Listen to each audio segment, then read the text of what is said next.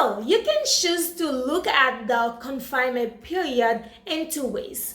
One, as a period of you losing time, not doing anything out of your 9 to 5, wasting money and not having any savings.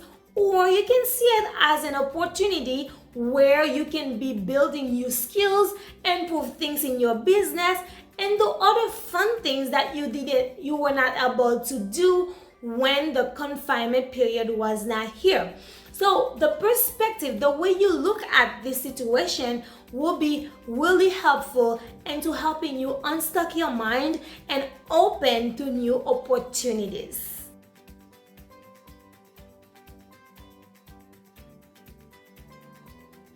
So you can choose to look at the confinement period in two ways. One, as a period of you losing time, not doing anything out of your 9 to 5, wasting money and not having any savings. Or you can see it as an opportunity where you can be building new skills, improve things in your business, and do other fun things that you were not able to do when the confinement period was not here. So the perspective, the way you look at this situation will be really helpful into helping you unstuck your mind and open to new opportunities. Another way you can unstuck your mind during this stuck season is by making small changes. So, as small as the change can be, it will be great for the brain because change stimulates creativity and also it keeps your mind active. So the change can be, if you were meditating 15 minutes a day, you meditate 30 minutes a day. Or you can just be moving the furnitures in your house and switch them places. So this way you are keeping your creativity and also you're keeping the brain active and not focused on one thing, that is the virus or the confinement season.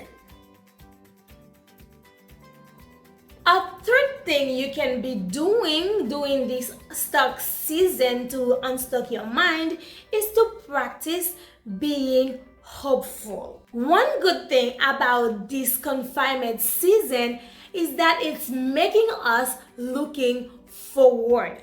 No one wants to be looking back at all those people who died from this COVID-19. No one wants to look back at all those times we had to stay home and not meeting with friends and family. So this season makes us all hopeful, even though the times are hard.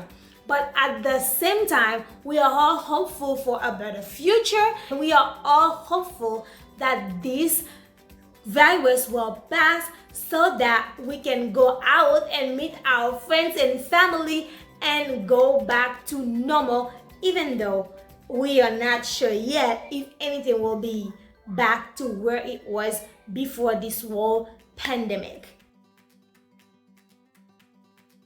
A fourth thing you can do to unstuck your mind, even stuck at home, is to keep working on your dreams.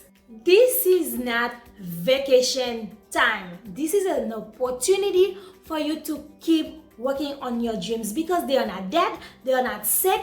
As long as you are breathing, your dreams are still alive. So it is important for you to be putting actions into those dreams.